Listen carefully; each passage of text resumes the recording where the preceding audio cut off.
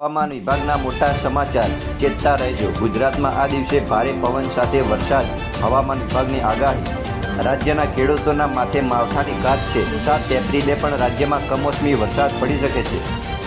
ગુજરાત રાજ્યમાં આજે હવામાનમાં નોંધપાત્ર ફેરફાર જોવા મળી રહ્યો છે। હવામાન વિભાગ અનુસાર સક્રિય થયેલા વેસ્ટર્ન ડિસ્ટર્બન્સ અને સાયક્લોનિક સર્ક્યુલેશનના કારણે રાજ્યના અનેક વિસ્તારોમાં વરસાદની શક્યતા વ્યક્ત કરવામાં આવી છે। હવામાન વિભાગના પ્રદીપ શર્માએ જણાવ્યું હતું કે ઉત્તર ગુજરાત અને કચ્છ જિલ્લામાં ખાસ કરીને હળવાથી મધ્યમ વરસાદની આગાહી કરવામાં આવી છે। સાથે જ કેટલીક જગ્યાએ ગાજવીજ સાથે વરસાદ પડવાની પણ શક્યતા છે। કચ્છ, દ્વારકા, જામનગર, પોરબંદર, મોરબી, ગીર સોમનાથ, રાજકોટ, સુરેન્દ્રનગર, દીવ, બનાસકાંઠા, પાટણ, સાબરકાંઠા, મહેસાણા અને અરવલ્લી જિલ્લામાં આ ખાસ અસર વધુ જોવા મળી શકે છે। તાપમાનમાં 2 થી 3 ડિગ્રીનો ઘટાડો થયો છે। મિત્રો, હવામાન વિભાગમાં આવેલા આ બદલાવને કારણે તાપમાનમાં પણ ઘટાડો થયો છે।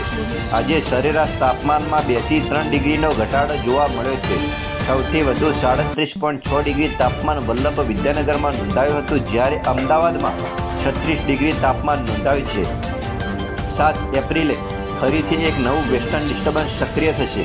હવામાન વિભાગની આગાહી કરી છે કે 7 એપ્રિલે ફરી એક નવું વેસ્ટર્ન ડિસ્ટર્બન્સ સક્રિય થશે, જેના કારણે કચ્છ અને ઉત્તર ગુજરાતમાં ફરી હળવા વરસાદની શક્યતા રહેશે।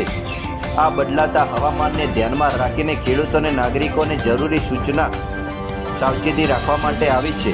ખાસ કરીને ગાજવીજ અને પવન સાથેના વરસાદ દરમિયાન સુરક્ષિત સ્થળે રહેવાની સલાહ આપવામાં આવી છે।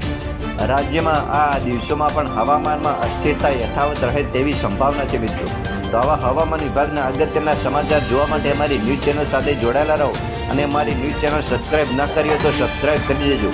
ધન્યવાદ। જય ગુજરાત।